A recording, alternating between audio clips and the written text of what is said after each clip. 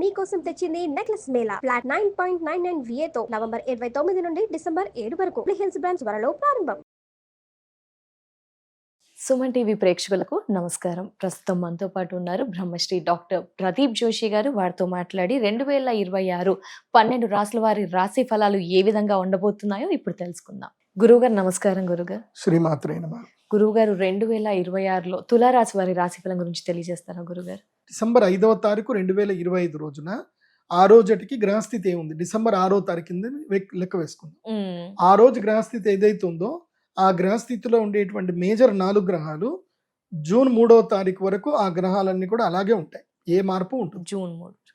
So first మిథున రాశిలో గురుగ్రహం ఉంటాడు, మీన రాశిలో శనిగ్రహం ఉంటాడు, శతభిష నక్షత్రంలో కుంభరాశిలో రాహుగ్రహం ఉంటాడు, సింహ రాశిలో కేతుగ్రహం ఉంటాడు. ఈ 4 గ్రహాలు 2026 మొత్తం కూడా ఇట్లాగే ఉంటాయి. ఒక్క గురుగ్రహము జూన్ 3వ తారీఖు తర్వాత గురువు కర్కాటక రాశి లోపలికి ఎంటర్ అవుతాడు జూన్ 3 తర్వాత.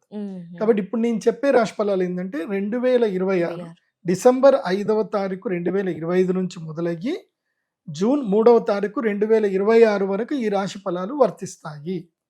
గుర్తుపెట్టుకోండి. మళ్ళీ జూన్ 3వ తారీఖు తర్వాత మళ్ళీ మొత్తం స్ట్రాటజీ మారుతుంది. మళ్ళీ అప్పుడు ఇంకొక రాశి ఫలాలు చేస్తాను.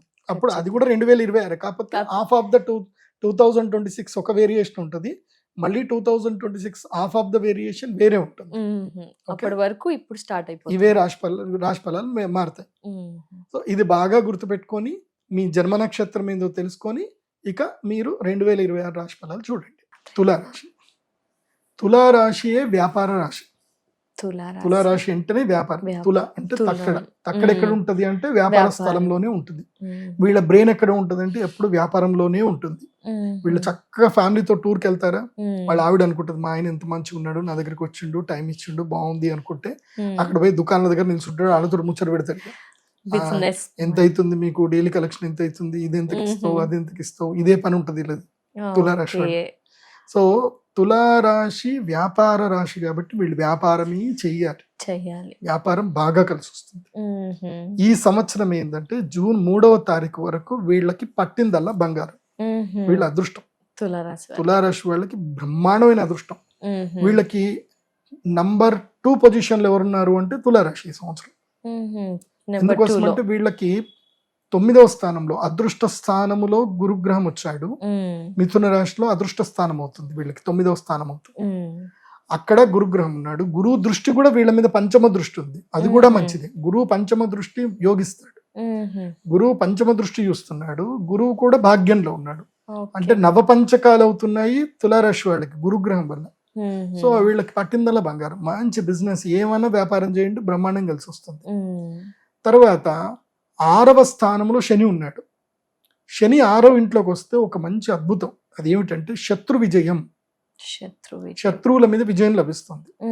అలాగని చెప్పి నీకు ఇంట్లోనే కూర్చొని నా శత్రువు మీద నేను గెలుస్తున్నా అనుకుంటే కాదు, సెటిల్మెంట్ చేసుకోవాలి. ఇప్పుడు ఏమైనా కేసులు ఏమైనా ఉన్నాయి, అన్నదమ్ముల మధ్యన కేసులు అవుతున్నాయి, ఏమైనా ప్రాపర్టీ డిస్ప్యూట్స్ ఉన్నాయి, ఏదైనా సరే సెటిల్మెంట్ చేసుకోండి, ఈజీగా అయిపోతుంది. సెటిల్మెంట్ కాని కేసులు కూడా సెటిల్ అయిపోతాయి. సో ఇంకోటి ఏంటంటే ఏమైనా పెద్ద పెద్ద కేసులు ఉన్నాయి, ఏమైనా ఇబ్బందులు ఉన్నా అన్ని ఇబ్బందుల నుంచి బయటకు వచ్చేస్తారు. తులారాశి వాళ్ళకి ఏంటంటే ఇట్స్ కంప్లీట్ గా నెగిటివ్ లో నుంచి బయటకు వచ్చే టైం ఇది. సో వీళ్ళకి శత్రు విజయం లభిస్తుంది, రుణం మొత్తం తీరిపోతుంది.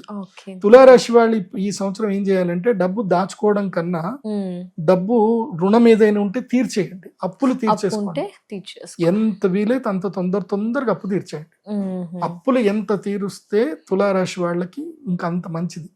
అప్పులు ఉంచుకోవద్దు. ఎందుకోసం అంటే మీకు అదృష్టయోగం వస్తుంది, భగవంతుడు డబ్బు ఇస్తాడు, దాన్ని మళ్ళొక చోట రొటేషన్ చేసుకొని నేను ఈఎంఐలు మెల్లి కట్టుకుంటాను అనుకుంటే మాత్రం అప్పులో కాలేసినట్టు.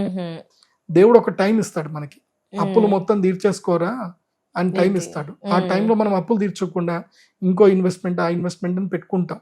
అది మన కామన్ మ్యాన్ మైండ్ ఏం చెప్తుందంటే ఇన్వెస్ట్మెంట్ చేసుకున్నాం కదా, ఇది డబుల్ అవుతుంది కదా, ట్రిపుల్ అవుతుంది కదా, అప్పుడు ఇద్దాం అనుకుంటాం.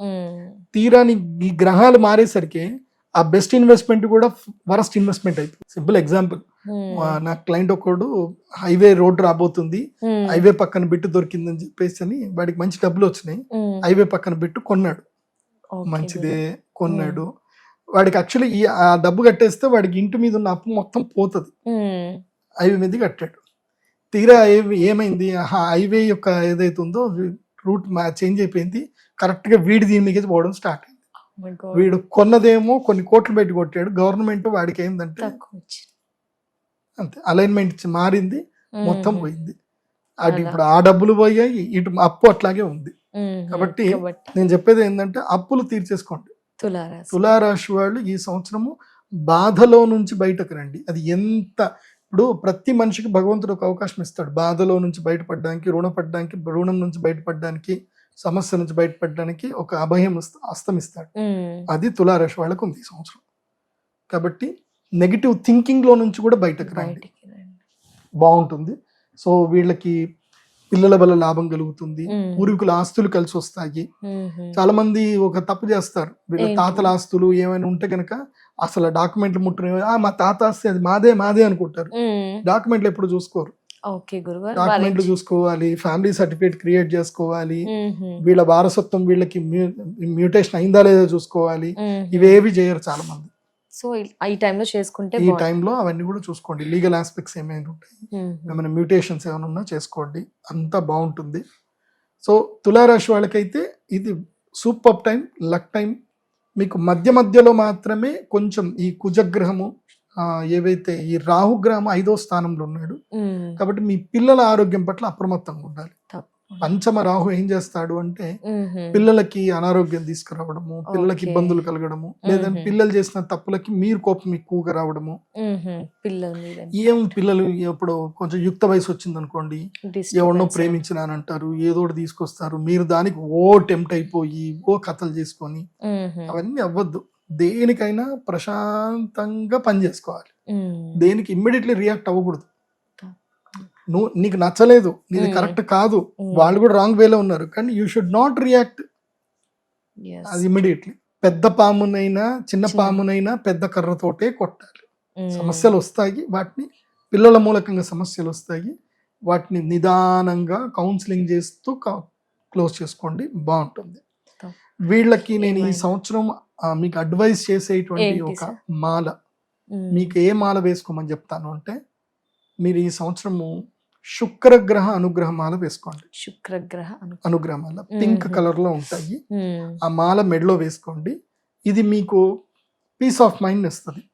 అంటే నిజంగా మనిషికి పీస్ ఆఫ్ మైండ్ గా ఏదైనా నిర్ణయాలు తీసుకుంటే అవి అద్భుత నిర్ణయాలు సక్సెస్ అవుతాయి. టెంపర్ తగ్గిస్తుంది, పీస్ ఆఫ్ మైండ్ ఇస్తుంది. కాబట్టి శుక్రగ్రహ మాల వేసుకోండి, బాగుంటుంది.